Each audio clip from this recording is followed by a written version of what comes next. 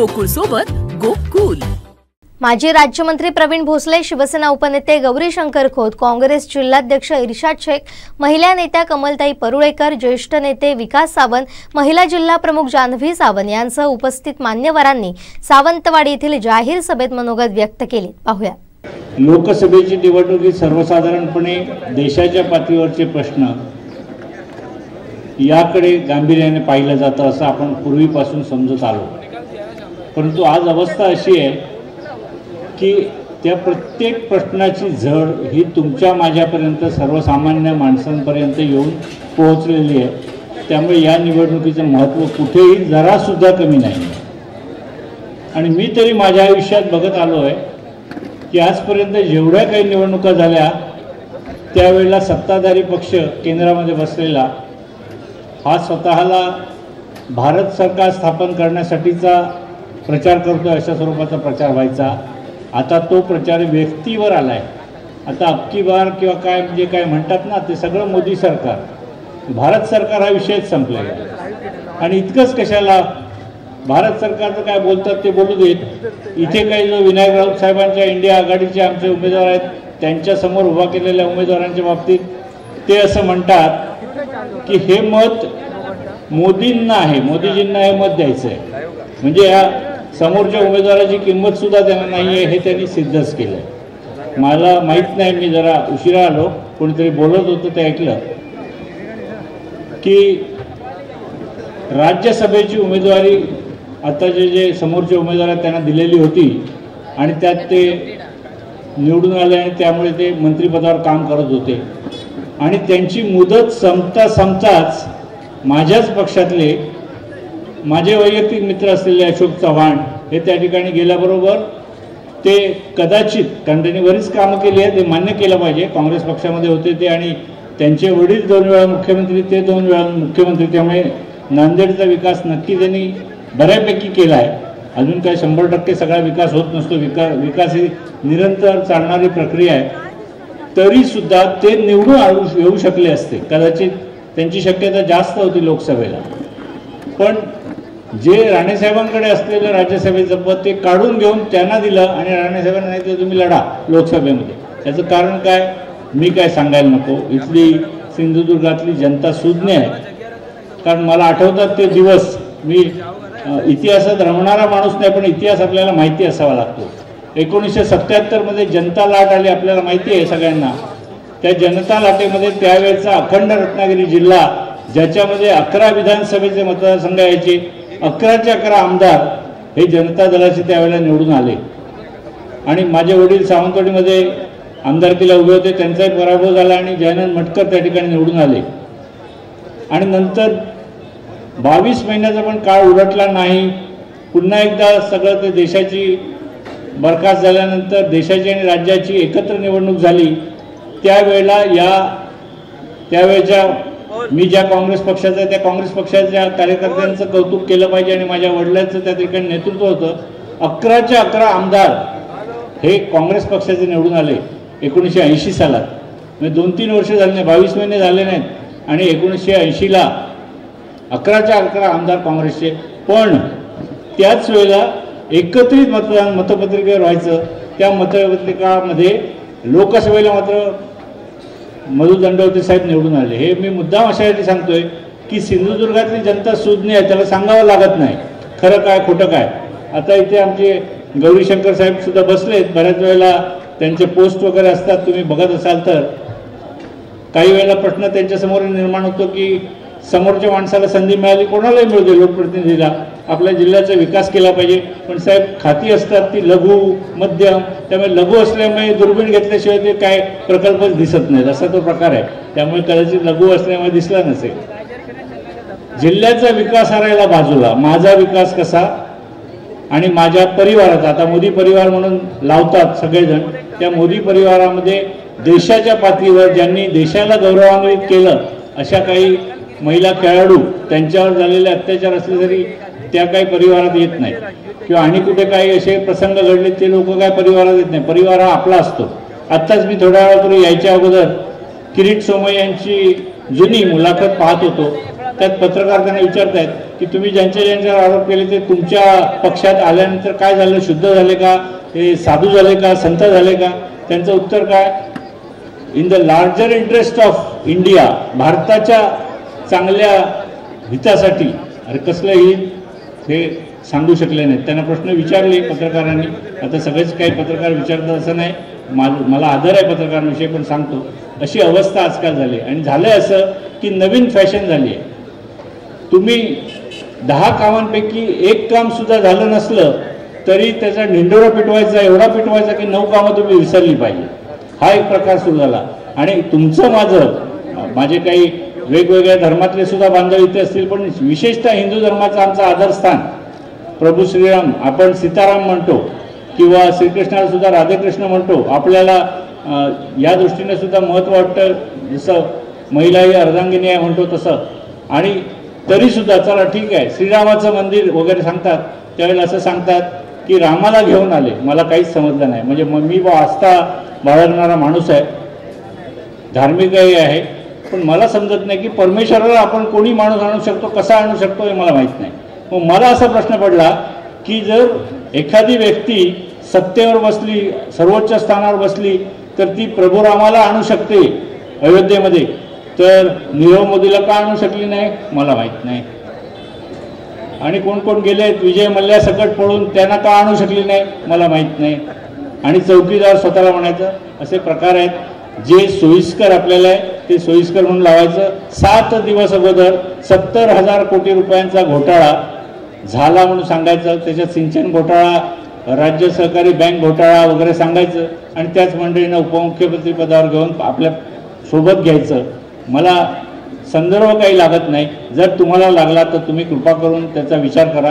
कारण हेच आमचे आत्ताचे पंतप्रधान जे आहेत ते लोकांना सांगत असत की तुम्ही मतदानाला जाताना सिलेंडरला नमस्कार करून जा. त्यांचा हेतू काय होता, सिलेंडर महाग झाला, काय 25-30 रुपयाने झाला होता त्यावेळेला, तो महाग झालाय, तो आठवा, असं त्यांचं म्हणणं होतं. माझं म्हणणं तेच आहे. त्यांचं म्हणणं जे काय होतं ना ते तुम्ही ऐका. रुपयाचं अवमूल्यन झालं आंतरराष्ट्रीय पातळीवर, त्यांचं म्हणणं होतं काय, याला जबाबदार काँग्रेस. आणि माझा विश्वास नाही या गोष्टीवर, पण आपल्याला बदनाम केलंय कोकणी लोकांना. असं म्हणतात की कोकणामध्ये भूत पिशाच्य वगैरे वगैरे काय काय काय काय असतं आणि करणी बिरणी प्रकार असतो. पण मला समजत नाही की कित्येक वर्षापूर्वी आमचं त्यावेळेला म्हणतात तसा जन्म झाला असला तरी सुद्धा काही लहान होतो आम्ही, आम्हाला काही समजूत कसलीच नव्हती. त्यावेळेला पंतप्रधान असलेले पंडित जवाहरलाल नेहरू यांचा त्रास आजच्या पंतप्रधानांना आत्ता होतोय. कुठली गोष्ट आली की काँग्रेसने केलं, पंडित नेहरूंनी केलं, त्यांनी अमुक केलं, त्यांनी तमुक. आपण 10 वर्ष काढली, आपण सत्ता चालवली 10 वर्ष, आपल्या हातात कारभार होता, त्याच्यातून काय केलं हे सांगण्यापेक्षा खापर फोडणं दुसऱ्याच्या कपावर, हा प्रकार, अशी माणसं आपल्याला माहिती असतात. म्हणून आता आपण अशा भूलथापांना बळी पडू नये अशी मला स्वतःला तरी अपेक्षा आहे. आणि म्हणून मी इंडिया आघाडीच्या वतीने आपल्यासमोर आलो. जी आश्वासने इंडिया आघाडीच्या वतीने दिली आहेत, ज्याच्यामध्ये माझ्या काँग्रेस पक्षाचाही समावेश आहे, ज्याच्यात महिलांसाठी 1 लाख रुपये दरवर्षी म्हणजे प्रतिमाहाप्रमाणे पैसे दिले जाणार वगैरे सारख्या ज्या काही घोषणा आहेत, त्या घोषणासुद्धा तुम्ही लक्षात घ्या. ह्या केवळ घोषणा नाहीत. किंवा सिलेंडरसुद्धा ज्यावेळेला कर्नाटकात त्यांनी सांगितलं 500 प्रमाणे दिला जाईल, त्यांनी दिला. काँग्रेस पक्षाची सत्ता आल्यानंतर त्या ठिकाणी आमच्या पक्षाने दिला. आंध्रमध्ये तुम्ही पाहिलं असेल, ज्या काही गोष्टी सांगितल्या ती आश्वासनं नसून ते वचन होतं, आणि ते वचनपूर्ती करण्याचं काम इंडिया आघाडीतला पक्ष म्हणून आपल्या पक्षाने केलं आहे. त्यामुळे ज्या काही गोष्टी वचननाम्यामध्ये असतील किंवा जाहीरनाम्यामध्ये असतील आमच्या मित्रपक्षांच्या, ते तुम्ही लक्षात घ्या. आणि ही खऱ्या होणाऱ्या गोष्टी आहेत. नाही तर 15 लाख वो तो जुमला था म्हणून नंतर निवडणूक आल्यानंतर सांगायचं. आपल्याला माहिती आहे, मी तरी बघितलेलं, टी व्हीवरच बघितलेलं, गुजरातमध्ये निवडणूक असताना, माफ करा, राजस्थानमध्ये निवडणूक असताना त्यांनी सांगितलं 500 रुपयाने सिलेंडर देणार, आणि दुसऱ्याच महिन्यात निवडणूक झाल्याबरोबर लोकसभेत प्रश्न विचारल्यावर ते सांगतात असं काही आम्ही देऊ शकत नाही. म्हणजे जी गोष्ट तुम्हाला मिळूच शकत नाही, कपोलकल्पित गोष्टी सांगायच्या आणि आपण भाबडेपणाने त्याच्यावर मतदान करायचं. आता नवीन प्रकार आला आहे, तुम्हाला तोही सांगतो शेवटचा आणि माझं भाषण थांबवतो. आता असं झालं आहे की मत विकत घ्या, विकत मिळतं मत, असं त्यांचा समज आहे. आणि काही मंडळी आहेत अशी, मी नाही म्हणणार नाही, पण ती काही कसली असतात काय असतात त्याच्यात खोलात शिरू इच्छित नाही, पण 2-5 हजाराला आपलं मत विकायचं आणि तुम्ही अगदी दुधाची पिशवी आणली तरी त्याला GST आहे. म्हणजे तुम्हाला आज समजा 2-5 हजार रुपये देतील आणि 2-4 महिन्यामध्ये त्यांचे 2-5 हजार वसूल होऊन जातात, कारण GST एवढा लावला आहे विचारता सोय नाही. तरीसुद्धा गेल्या 17 वर्षात 50 लाख रुपयाचं कर्ज या देशावर झालं. ते 205 कोटीच्या पेक्षा जास्त, 205 लाख कोटीपेक्षा जास्त किमतीचं कर्ज या डोक्यावर या मंडळींना करावं लागलं. मला मान्य आहे काही गोष्टी अशा असतात की ज्या आपल्यालाही माहीत नसतं की सरकारला काही गोष्टी कराव्या लागतात, पण त्या किती मर्यादित कराव्यात यालासुद्धा मर्यादा आहे. आणि म्हणून शांत डोकं ठेवून आणि आपण विचारपूर्वक हे मतदान या ठिकाणी करावं अशी आपल्याला विनंती करतो. निशाणी आहे यावेळेला मशाल, कारण लक्षात घ्या शिवसेनेमध्ये पण फूट पाडली आहे, त्यामुळे निशाणी मशाल आहे. त्या मशाल निशाणीसमोर आपण बटन दाबावं आणि त्यानंतर आपल्याला आपलं भविष्य सुरक्षित करून घ्यावं एवढी अपेक्षा व्यक्त करतो. विनायक राऊत साहेबांना भरघोस मताने निवडून द्यावं अशी विनंती करतो. एक चिठ्ठी मला भाषणाच्या अगोदरच कोणीतरी आणून दिली की DEDचे जे विद्यार्थी आहेत बेरोजगार, त्यांना गेल्या वर्षी दीपक केसरकर साहेबांनी मंत्री असताना आश्वासन दिलं होतं की तुम्हाला आम्ही राणे साहेबांनी आश्वासन दिलं होतं की तुम्हाला आम्ही नोकरीत घेऊ. आता वर्ष 1.5 वर्ष उलटून गेलं, नोकरी नाही. काल त्यांना बोलवलं आणि प्रचाराला पाठवलं असं समजतं. अशी आमिषं खूप दाखवली जातील. जनतेने याच्यात भुलता कामा नये, अशा सुज्ञ विद्यार्थ्यांनी सुद्धा याच्यात पडता कामा. खरं तर दीपक पारायण खूप गायला गेलं इकडे, त्या विषयावर जास्त बोलणं मला काय आवश्यक वाटत नाही. ही निवडणूक नारायण राणे आणि विनायक राऊत यांच्यामधली नाही आहे. ही निवडणूक महागाई, दादागिरी, भ्रष्टाचार, बेरोजगार विरुद्ध सामान्य जनता अशी आहे. महाराष्ट्राच्या निवडणुकीत जिंकू याची भाजपला बिलकुल खात्री नाही. म्हणूनच या ठिकाणी 5 टप्प्यात मतदान घेतलेलं नाही, तर इतर वेळेला 1 किंवा 2 टप्प्यात होतं. मोदींसमोर देशाचं महत्त्व नाही आहे.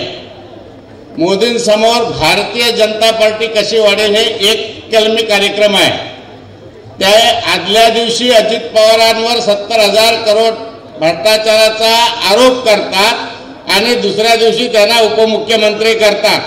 त्या आदल्या दिवशी भावना गवळींवर आरोप करतात, हसन मुश्रीफांवर आरोप करतात, आमचे सरनाईकांवर आरोप करतात, प्रताप सरनाईकांवर, आणि या सगळ्या लोकांना ते स्वतःच्या पक्षात घेऊन मंत्रिपद देतात. याचा अर्थ तुम्हाला समजायला पाहिजे, हे भ्रष्टाचार विरोधात नाही. मोदींची घोषणा काय होती, भाजपची घोषणा काय होती? बहुत हो गई महंगाई की मार, अब की बार मोदी सरकार. महागाई खरोखर कमी झाली आहे का? बेरोजगारी खरोखर कमी झाली आहे का? लाईटचे दर कमी झाले आहेत का? इथे दहशतवादाचा मुद्दा घेऊन, गुंडगिरीचा मुद्दा घेऊन लोकांच्या समोर यायचे, दहशतवाद दहशतवाद म्हणून ओरडायचे. आज तो दहशतवाद कुठे गेला? दीपक भाई, तुम्ही त्या दहशतवादाच्या मांडीवर जाऊन बसलात की तुमच्या मांडीवर दहशतवादाला घेतलाय ते या सावंतवाडीकरांना सांगा.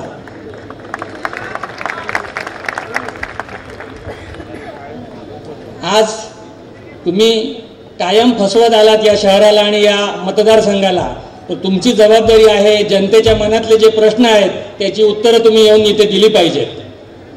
आज विनायक राऊत साहेब आमचे उमेदवार आहेत. कालची विराट सभा कणकवलीची बघितली आणि आज ज्या संख्येने आपण उपस्थित आहात, तर विनायक राऊतांचा विजय हा आजच निश्चित झालेला आहे. आता विनायक राऊत साहेबांसमोर उभे असलेले उमेदवार नारायण राणे यांना जनतेने प्रश्न विचारला पाहिजे की तुम्हाला आम्ही का निवडून द्यायचं, तुम्ही आमच्यासाठी काय केलं. या जिल्ह्यातल्या जनतेने तुमच्यावर एवढं भरभरून प्रेम केलं, मताचं दान तुमच्या पदरात टाकलं, सगळी या जिल्ह्याची सत्ता एक हाती तुमच्या ताब्यामध्ये दिली. जिल्हा परिषद असेल, पंचायत समिती असेल, सगळं काही ते तुमच्या हातात दिलं आणि त्यामुळे तुम्ही महाराष्ट्राचे नेते झालात. वेगवेगळी मंत्रिपदं भूषवलीत, महसूल मंत्री झालात, मुख्यमंत्री झालात, त्यानंतर पुन्हा 10 वर्ष मंत्री आणि आता पुन्हा 2-2.5 वर्ष केंद्रामध्ये मंत्री. एवढं तुम्हाला मिळालं, या जनतेच्या प्रेमाखातर मिळालं. या जनतेने तुम्हाला सिंधुदुर्ग जिल्ह्यातल्या दिलं. तुम्ही जनतेला, सिंधुदुर्ग जिल्ह्यातल्या जनतेला काय दिलं? तुम्ही जर काय दिलं असतं तर या सिंधुदुर्ग जिल्ह्यातील लोकांना आजारी पडल्यावर किंवा ॲक्सिडेंट झाल्यावर बांबोळीला का जावं लागलं असतं? 25-30 वर्षाचा कालावधी तुमची अमर्याद सत्ता या जिल्ह्यामध्ये होती. या कालावधीमध्ये तुम्ही ही सुविधा जिल्ह्यामध्ये दिली नाही. आज बांबोळीला सुद्धा सरकारी हॉस्पिटल आहे, कोल्हापूरला CPRला जातो ते सुद्धा सरकारी हॉस्पिटल आहे. तिथे जर चांगल्या प्रकारच्या सुविधा मिळत असतील तर त्या सुविधा आपल्या जिल्ह्यामध्ये का नाही मिळाल्या? ह्या सुविधा तुम्ही का केल्या नाही? आज रोजगाराचा प्रश्न आहे. जिल्ह्यामधले हजारो युवक गोव्याला नोकरीला जातात. का जातात नोकरीला? कारण तुम्ही या जिल्ह्यामध्ये त्या तरुणांना रोजगार देऊ शकला नाही. आज 10-15 हजाराच्या पगारासाठी गोव्यामध्ये आमचे युवक जातात, युवती जातात. तिथे राहायला परवडत नाही म्हणून ते 2 व्हीलरने प्रवास करतात आणि त्या प्रवासामध्ये आमचे युवक कितीतरी मृत्युमुखी पडतात. मग त्यांच्या या जे मृत्युमुखी पडतात त्यांच्या कुटुंबाचं दुःख कशाने पुसलं जाणार आहे आणि या पापाला जबाबदार कोण?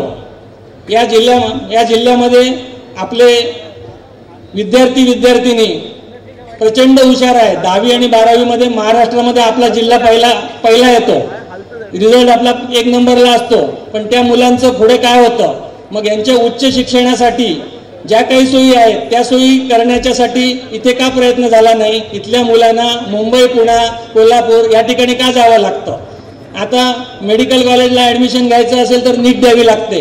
इंजिनिअरिंगला ॲडमिशन घ्यायची असेल तर JEE महाराष्ट्राची CET द्यावी लागते. मग याच्यामध्ये आपली मुलं गेली पाहिजेत म्हणून ॲडमिशन मिळण्यासाठी ह्या ज्या परीक्षा द्याव्या लागतात त्यासाठी राणेसाहेब तुम्ही या जिल्ह्यामध्ये काय केलं? 25-30 वर्षामध्ये जर तुम्ही ह्या मूलभूत गरजा ज्या आहेत जिल्ह्याच्या आरोग्य, शिक्षण आणि रोजगार ते देऊ शकला नाही तर तुम्ही काय म्हणून इथे मतं मागायला येता? तुम्हाला मतं मागायचा अधिकार आहे का? आता खूप झालं, तुमच्यावर भरभरून प्रेम केलं, आता तुम्ही घरी बसा. विनायकराव साहेबांना आपण प्रचंड बहुमताने निवडून देऊया. आणि मी प्रत्येक सभेमध्ये सांगतो, तुमच्या सगळ्यांच्या विश्वासावर सांगतो की विनायकराव साहेब हे 3 लाखाच्या मताधिक्याने निवडून येणार आणि आपण जर मेहनत जी घेतात ते 3 लाखाच्याच मताधिक्याने निवडून येणार. काही जणांना असं वाटलं असेल की कमलताई या स्टेजवर कशी? मी या देशाची एक जबाबदार नागरिक आहे. मला या देशातली लोकशाही अखंड राहिली पाहिजे असं मला वाटतं. या देशाचं संविधान कुणीतरी येरागबाळ्यानं कुरतरता कामा नये असं मला वाटतं. आणि म्हणून या देशाची एक जबाबदार नागरिक, या देशाचं संविधान टिकलं पाहिजे, लोकशाही टिकली पाहिजे आणि कुणीतरी येरागबाळ्यानं हा देश चालवता कामा नये असं वाटलं म्हणून मी या स्टेजवर आले. विनायकराव राऊत यांना सर्व कामगार संघटनांच्या आणि महिला वर्गाच्या आणि समाजवादी परिवाराच्या वतीनं शुभेच्छा देण्यासाठी आणि त्यांना निवडून येण्यासाठी, आमचा त्यांना पाठिंबा देण्यासाठी मी या ठिकाणी उभी आहे. आपल्याला माहिती आहे की अगदी ज्या मोदींना मंगळसूत्र म्हणजे काय कळलंच नाही आयुष्यभर, ते आपल्या मंगळसूत्राचं कौतुक म्हणजे काळजी करायला लागले. कमाल आहे या माणसाची. आता 1% लोकांच्याकडे 40% संपत्ती आहे आणि बाकीचे लोक दारिद्र्याखाली आहेत. 80 कोटी लोकांना तुम्ही फुकट धान्य देता म्हणजे तुम्ही मान्य करता की इथले बहुसंख्य लोक दारिद्र्याखाली आहेत. असं असताना तिकडे कुठेतरी संपत्तीचं एकदा सर्वेक्षण झालं पाहिजे असं राहुल गांधी म्हणाले. त्याबरोबर यांनी सुरुवात केलं की आता काँग्रेस त्यांची संपत्ती काढून मुसलमानांना वाटणार. तुमचं मंगळसूत्र धोक्यात आले. अरे मंगळसूत्राची किंमत तुला माहित नाही, ती आम्हाला माहिती आहे ना. 40,000 रुपये सोनं मिळत होतं त्यावेळेला तोळ्यानं, आता 75,000 रुपये झाले. हे मंगळसूत्र सुद्धा बनवणं कठीण झाले आणि यांना काळजी वाटली.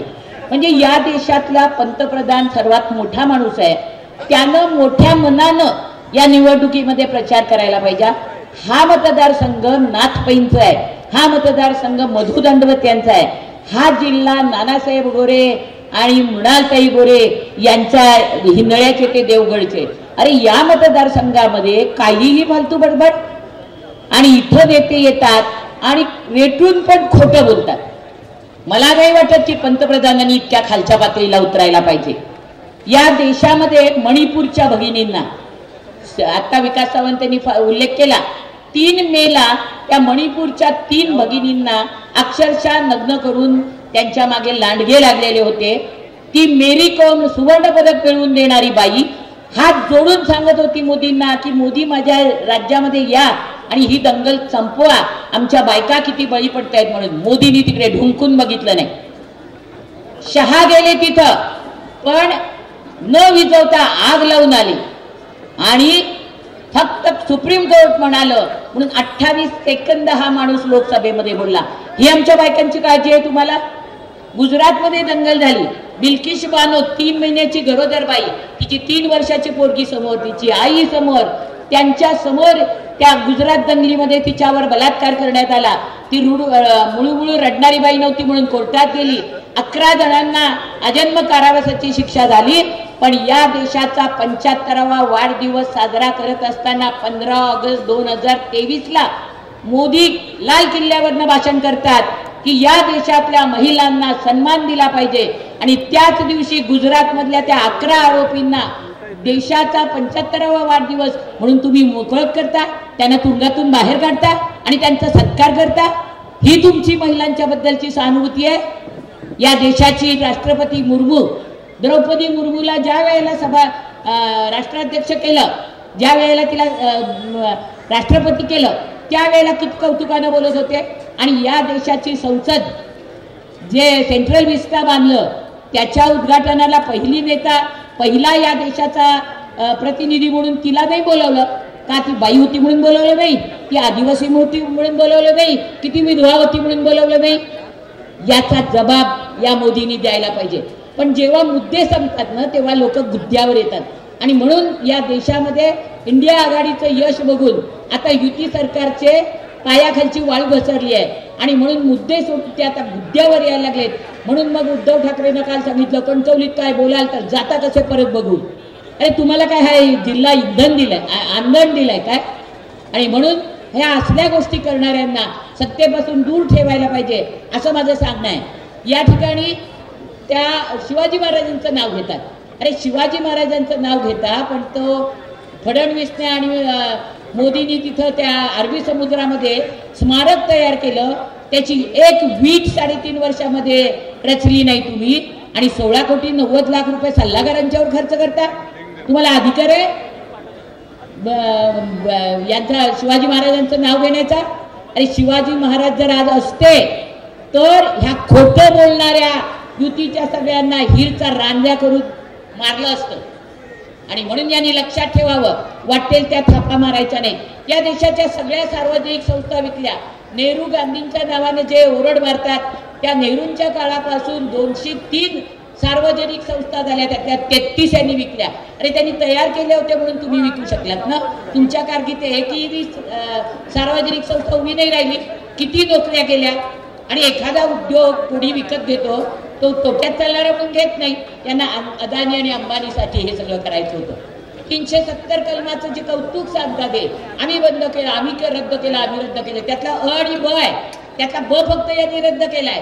ज्याच्यामध्ये काश्मीरमध्ये, जम्मू काश्मीरमध्ये जमीन घ्यायची असेल तर तिथल्या विधानसभेची परवानगी लागते असं ते कलम होतं.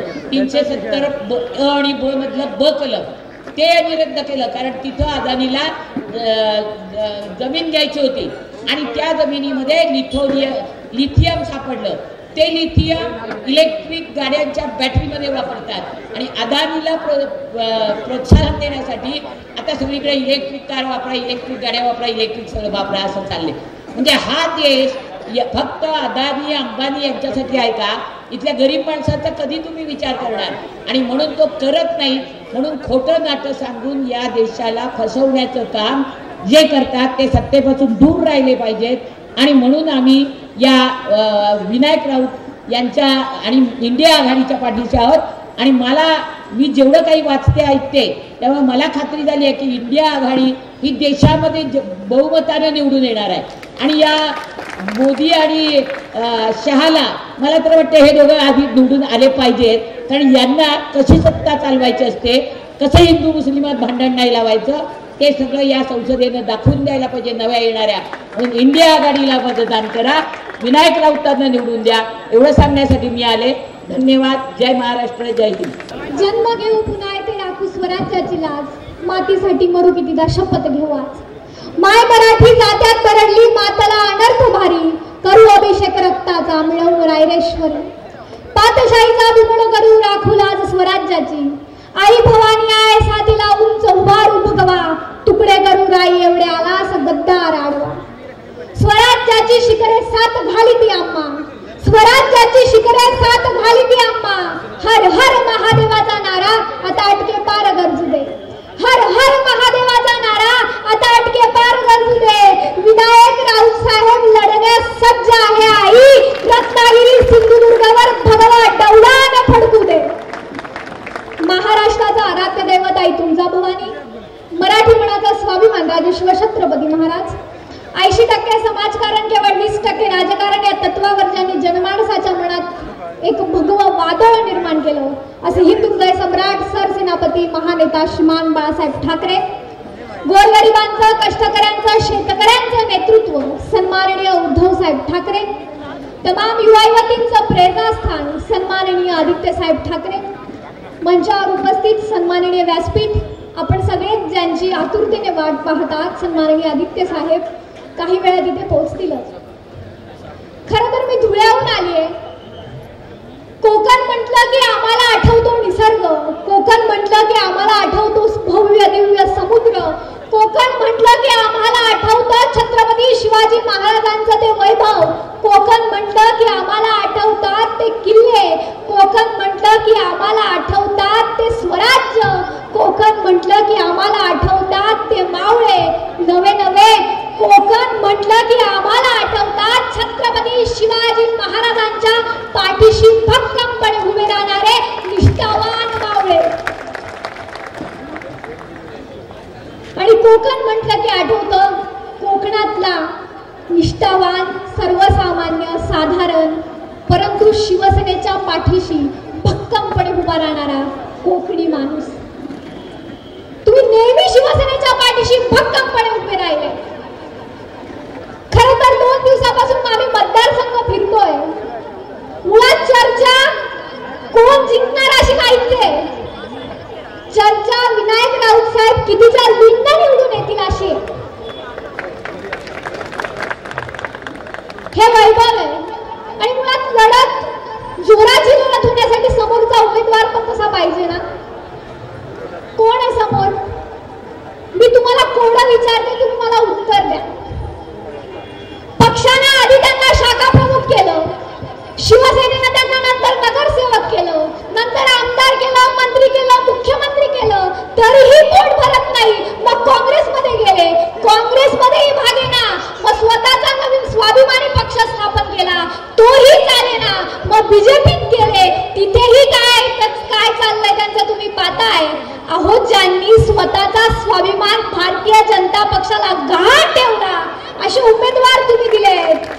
परंतु सन्माननीय उद्धव साहेबांनी, ज्यांनी कोकणवासियांचा स्वाभिमान जपत सन्माननीय उद्धव साहेबांच्या पाठीशी निष्ठेने उभे राहिले, अशा सन्माननीय विनायक राऊत साहेबांना उमेदवारी दिली आहे. साहेब, तुमच्या उमेदवारात आणि आमच्या उमेदवारात फरक आहे. म्हणून जनता यावेळी मशालीच्या पाठीशी भक्कमपणे उभी. तुमच्या नेतृत्वात, आमच्या नेतृत्वात जमीन आसमानाचा फरक आहे. बातम्या लावल्या की यांचं सारखं, आज नितेश राणेंनी धमकी दिली, आज निलेश राणेंनी धमकी दिली, आज नारायण राणेंनी धमकी दिली. आज तुम्हाला धमक्या देण्याशिवाय दुसरं काम आहे की नाही? तुम्ही लोकांना तंबी देतात.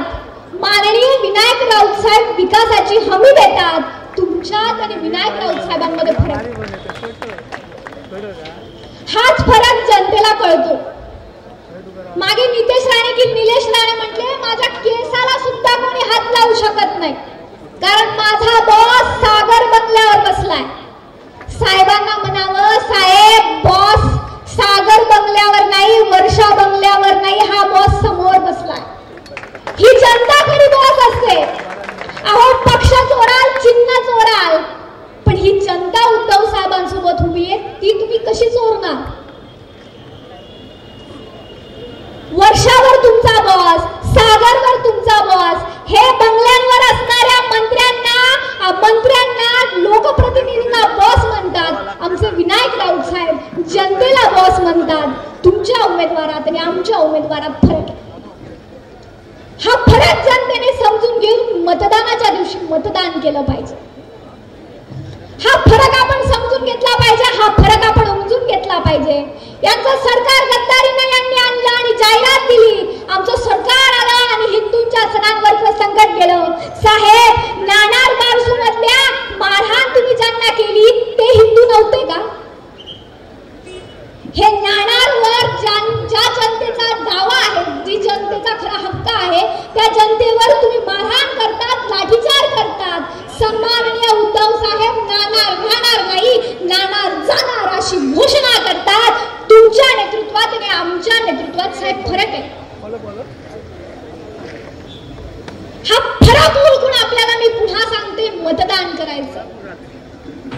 कोरोनाच्या काळात शिवसेनेने प्रचंड मोठं काम केलं.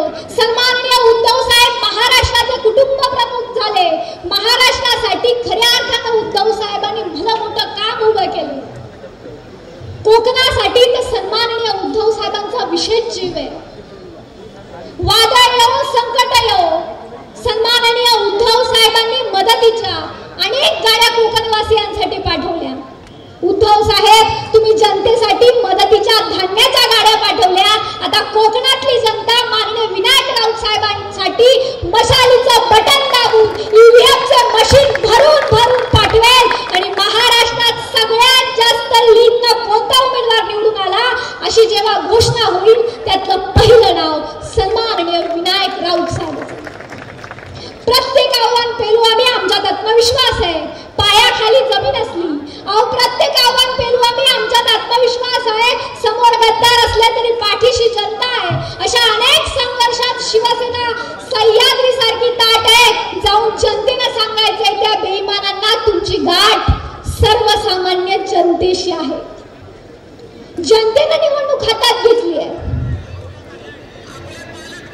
जनता ठरवणार आता कोण आमचा लोकप्रतिनिधी असला पाहिजे. विनायक राऊत साहेबांचा बटन क्रमांक आपल्याला माहित असेल, बटन क्रमांक 3 आहे. 3 याच्याकरता समोरच्या नेत्याची आणि माननीय विनायक राऊत साहेबांची पण हॅट्रिक होणार आहे. फरक फक्त एवढा आहे, विनायक राऊत साहेबांची विजयाची हॅट्रिक होणार आहे आणि समोरच्यांची पराभवाची हॅट्रिक होणार आहे. हा इतिहास घडवण्यासाठी कोकणवासीय आता सज्ज झाले. काय दिलं यांनी? Modi guarantee, Modi guarantee, Modi guarantee. माफ करा, पण जे स्वतःच्या पत्नीला गॅरंटी 7 जन्माची देऊ शकले नाही, ते या जनतेला काय गॅरंटी देणार? तुमची कसली गॅरंटी? अहो, महाराष्ट्रात परिस्थिती अत्यंत दुर्दैवी आहे. तुम्ही कोकणवासियांच्या काजूला हमीभाव देऊ शकले नाही. महाराष्ट्रातला कांदा तुम्ही 400 पार नेऊ शकले नाही. महाराष्ट्रातल्या शेतकऱ्यांचं सोयाबीन तुम्ही 4000 पार नेऊ शकले नाही. आणि मोदी साहेब म्हणतात अबकी बार 400 पार. साहेब, अबकी बार 400 पार नाही, अबकी बार तुम्ही तळीपार. म्हणजे पूर्वी असं व्हायचं की आम्ही म्हणायचो अबकी बार, मग खाली म्हणायचं मोदी सरकार. आता आम्ही म्हणतो, ते म्हणतात अबकी बार, खाली जनता म्हणते बस कर यार. ही परिस्थिती आहे. तुम्ही काय दिलं जनतेला? 10 वर्ष तुम्ही केंद्र सरकारमध्ये सत्तेमध्ये सत्ता उपभोगता आहात. तुम्ही महाराष्ट्राच्या जनतेला काय दिलं? कोरोनाच्या लसा तुम्ही गुजरातला पळवल्या. तुम्ही महाराष्ट्रातले रोजगार तुम्ही गुजरातला पळवले. कोकणातले रोजगार तुम्ही गुजरातला पळवले. साहेब, आता निवडणुकीला सुद्धा माननीय राणे साहेबांना म्हणावं, तुम्ही गुजरात मधनच लढा, इथून लढू नका. त्या निवडणुकीत सर्व बांधवांना विनंती आहे की त्या निवडणुकीत 3 नंबरचं बटन दाबून माननीय विनायक राऊत साहेबांना प्रचंड बहुमताने विजयी करा. धडपडलो आज जरी उद्या उठणार आहे. धडपडलो आज जरी उद्या उठणार आहे. पेरलेत किती काटे, त्या काट्यात तुम्ही चालणार आहे. आले जरी गद्दार आडवे, भीक त्यांना घालणार नाही. वादळातही सामर्थ्य शिवसैनिकाचे, जनतेचे चुकणंही झुकणार नाही. काल परिस्थिती तुम्ही केली कशी, आज कशी राहणार नाही. सांगा गद्दारांना, तुमच्या समोर ही जनता झुकणार नाही, ही जनता झुकणार नाही. लोकसभेची निवडणुकीत सर्वसाधारणपणे देशाच्या पातळीवरचे प्रश्न याकडे गांभीर्याने पाहिलं जातं असं आपण पूर्वीपासून समजत आलो. परंतु आज अवस्था अशी आहे की त्या प्रत्येक प्रश्नाची झड ही तुमच्या माझ्यापर्यंत, सर्वसामान्य माणसांपर्यंत येऊन पोहोचलेली आहे. त्यामुळे या निवडणुकीचं महत्त्व कुठेही जरासुद्धा कमी नाही.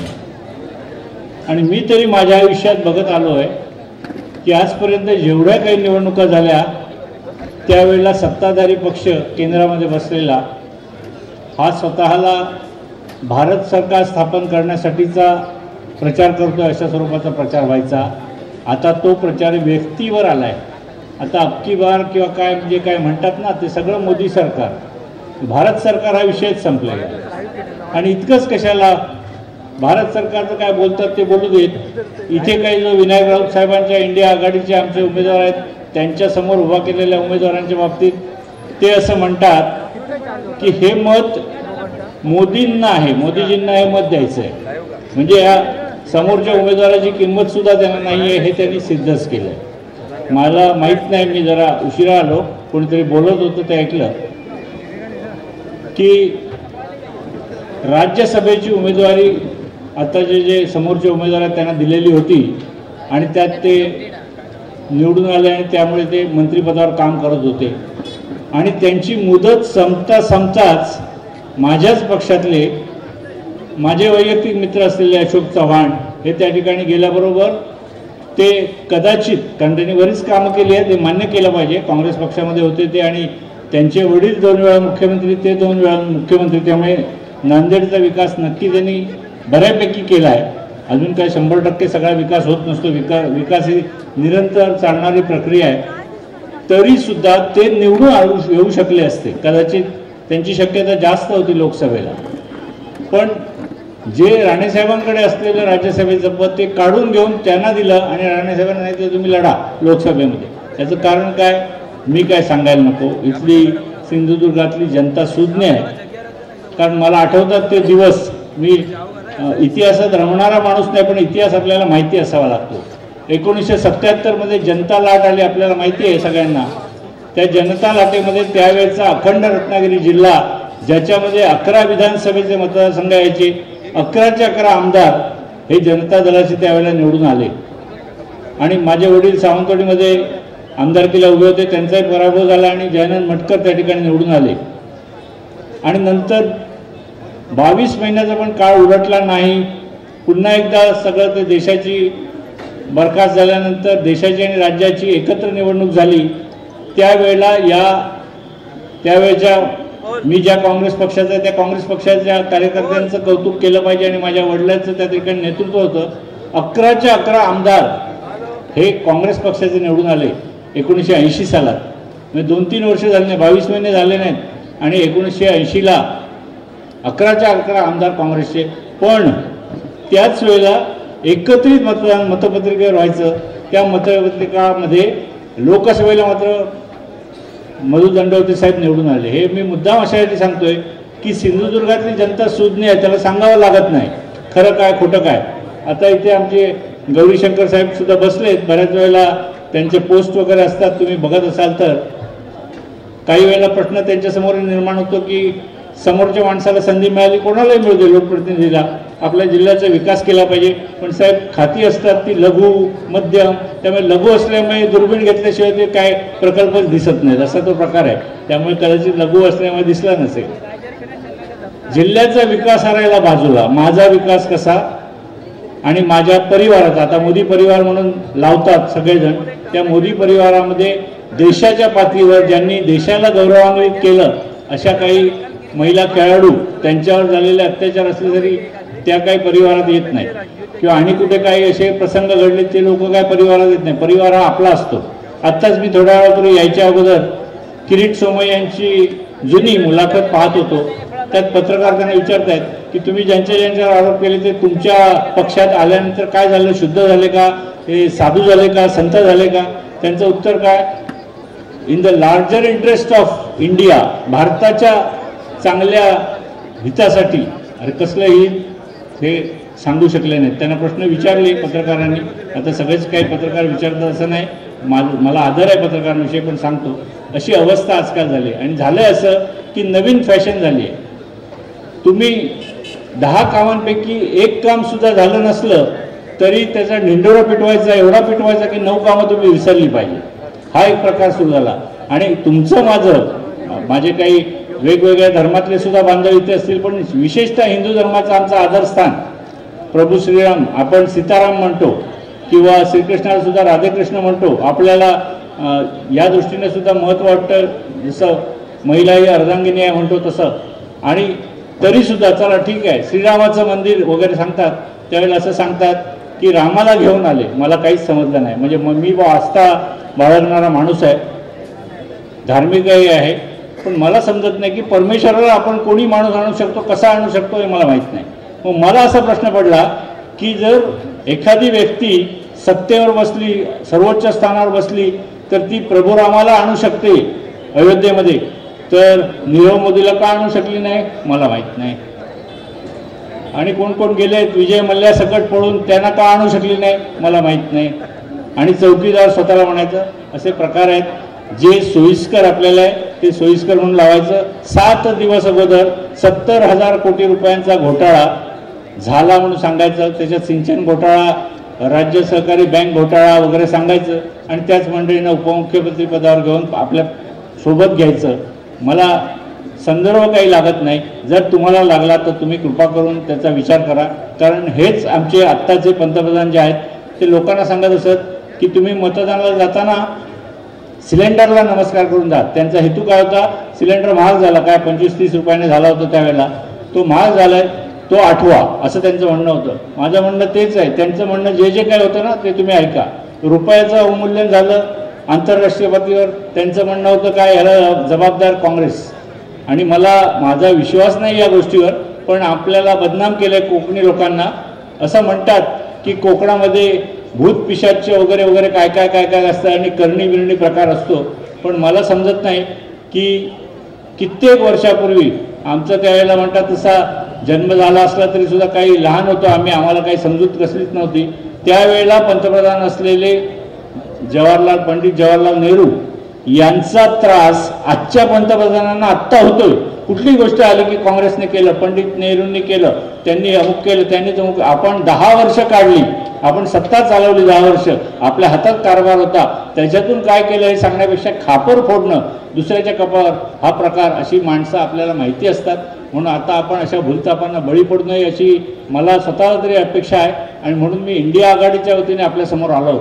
जी आश्वासने इंडिया आघाडीच्या वतीने दिली आहेत, ज्याच्यामध्ये माझ्या काँग्रेस पक्षाचाही समावेश आहे, ज्याच्यात महिलांसाठी 1 लाख रुपये दरवर्षी म्हणजे प्रतिमाहाप्रमाणे पैसे दिले जाणार वगैरे सारख्या ज्या काही घोषणा आहेत, त्या घोषणासुद्धा तुम्ही लक्षात घ्या. ह्या केवळ घोषणा नाहीत. किंवा सिलेंडरसुद्धा ज्यावेळेला कर्नाटकात त्यांनी सांगितलं 500 प्रमाणे दिला जाईल, त्यांनी दिला. काँग्रेस पक्षाची सत्ता आल्यानंतर त्या ठिकाणी आमच्या पक्षाने दिला. आंध्रमध्ये तुम्ही पाहिलं असेल, ज्या ज्या काही गोष्टी सांगितल्या ती आश्वासनं नसून ते वचन होतं, आणि ते वचनपूर्ती करण्याचं काम इंडिया आघाडीतला पक्ष म्हणून आपल्या पक्षाने केलं आहे.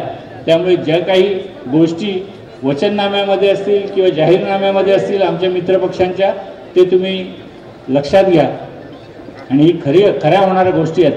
नाही तर 15 लाख वो तो जुमला था म्हणून नंतर निवडणूक आल्यानंतर सांगायचं. आपल्याला माहिती आहे, मी तरी बघितलेलं, टी व्हीवरच बघितलेलं, गुजरातमध्ये निवडणूक असताना, माफ करा, राजस्थानमध्ये निवडणूक असताना त्यांनी सांगितलं 500 रुपयाने सिलेंडर देणार, आणि दुसऱ्याच महिन्यात निवडणूक झाल्याबरोबर लोकसभेत प्रश्न विचारल्यावर ते सांगतात असं काही आम्ही देऊ शकत नाही. म्हणजे जी गोष्ट तुम्हाला मिळूच शकत नाही, कपोलकल्पित गोष्टी सांगायच्या आणि आपण भाबडेपणाने त्याच्यावर मतदान करायचं. आता नवीन प्रकार आला आहे, तुम्हाला तोही सांगतो शेवटचा आणि माझं भाषण थांबवतो. आता असं झालं आहे की मत विकत घ्या, विकत मिळतं मत, असं त्यांचा समज आहे. आणि काही मंडळी आहेत अशी, मी नाही म्हणणार नाही, पण ती काही कसली असतात काय असतात त्याच्यात खोलात शिरू इच्छित नाही. पण 2-5 हजाराला आपलं मत विकायचं, आणि तुम्ही अगदी दुधाची पिशवी आणली तरी त्याला GST आहे. म्हणजे तुम्हाला आज समजा 2-5 हजार रुपये देतील आणि 2-4 महिन्यामध्ये त्यांचे 2-5 हजार वसूल होऊन जातात, कारण GST एवढा लावला आहे विचारता सोय नाही. तरीसुद्धा गेल्या 17 वर्षात 50 लाख रुपयाचं कर्ज या देशावर झालं. ते 205 कोटीच्या पेक्षा जास्त, 205 लाख कोटीपेक्षा जास्त किमतीचं कर्ज या डोक्यावर या मंडळींना करावं लागलं. मला मान्य आहे काही गोष्टी अशा असतात की ज्या आपल्यालाही माहीत नसतं की सरकारला काही गोष्टी कराव्या लागतात, पण त्या किती मर्यादित कराव्यात यालासुद्धा मर्यादा आहे. आणि म्हणून शांत डोकं ठेवून आणि आपण विचारपूर्वक हे मतदान या ठिकाणी करावं अशी आपल्याला विनंती करतो.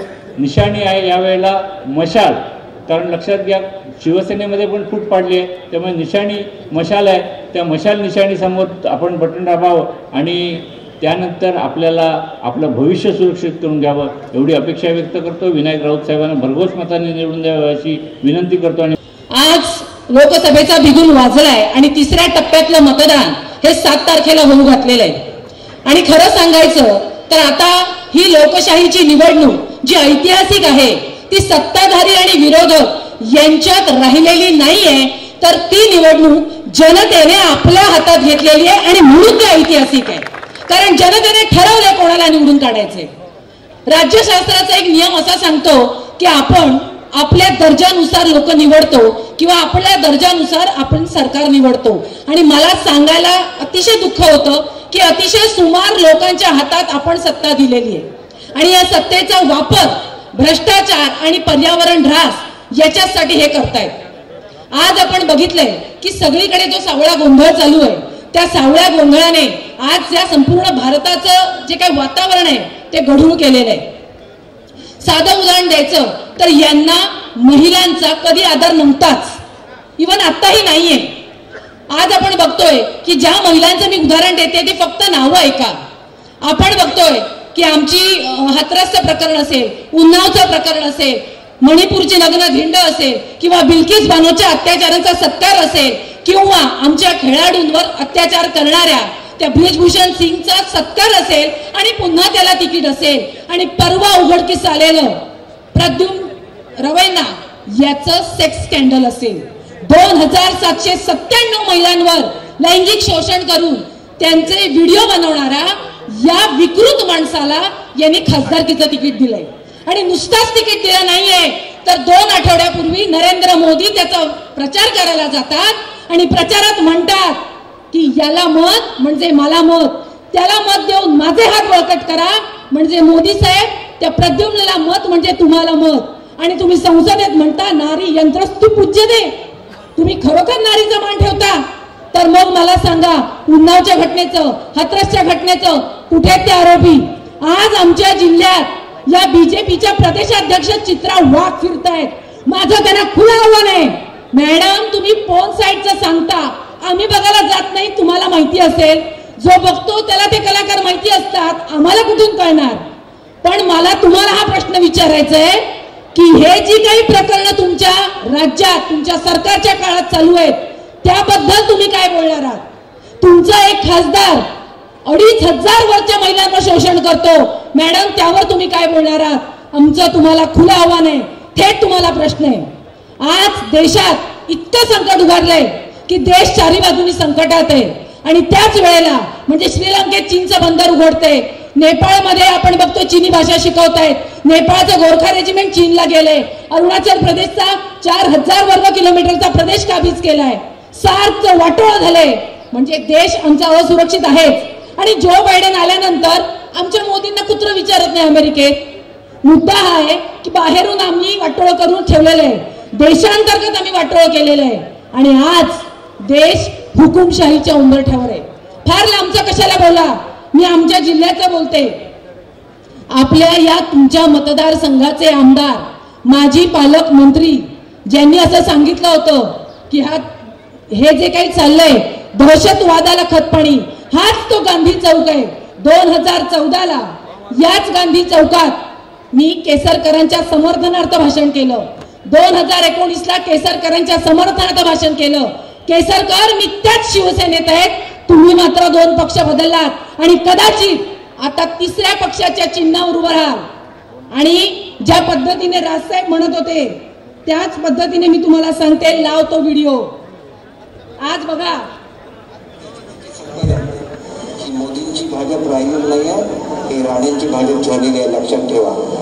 आणि एकच गोष्ट मी तुम्हाला सांगतो की यांनी एवढी पापं केलेली आहेत की ज्या ज्या ठिकाणी जातात त्याची सत्ता जाते. बाळासाहेबांनी एवढं मोठं मोदारमान केलं आणि यांना मुख्यमंत्री नेमलं, ताबडतोब शिवसेनेची सत्ता गेली. काँग्रेसने यांना आपल्यामध्ये घेतलं आणि महसूल मंत्री केलं, ताबडतोब काँग्रेसची सत्ता गेली. मी परत सांगत होतो फडणवीस साहेबांना, माझे खूप चांगले संबंध होते, त्यांच्या डिपार्टमेंटचा मी राज्यमंत्री होतो, साहेबांना घेऊ नका. दीपक केसर या वेळेला मात्र तुम्ही खरंच बोललाय, आता तुमची सत्ता केंद्रातली जाणारच आहे आणि नारायण राणे सुद्धा हरणार आहेत, कारण तुमच्या तोंडातनं साईबाबा बोललेत. कारण श्रद्धा आणि सबुरी हे साईबाबांचे शब्द आहेत.